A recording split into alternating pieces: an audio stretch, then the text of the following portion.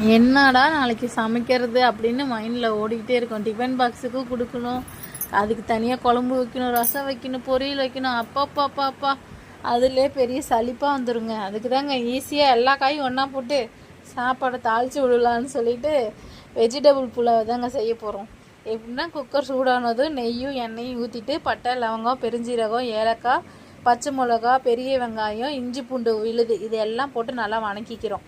இது நல்லா வணங்கின பிறகு காய்கறியும் போட்டு நல்லா வணக்கிக்கிறோம். பீன்ஸு, கேரட்டு எல்லாம் சரிசமமாக போட்டு வதக்கணும். இந்த பச்சை பட்டாணியை நம்ம கடையில் வாங்காமல் சுட தண்ணியில் ஊற வச்சுட்டோன்னா சீக்கிரமாகவே ஊறிடுங்க.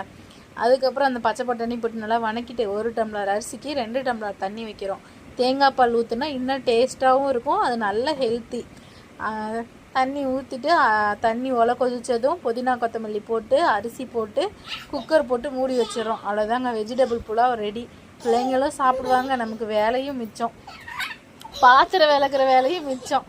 லவ்வாக செஞ்சால் எல்லாம் டேஸ்ட்டாக தான் இருக்கும். தேங்க்ஸ் ஃபார் வாட்சிங்.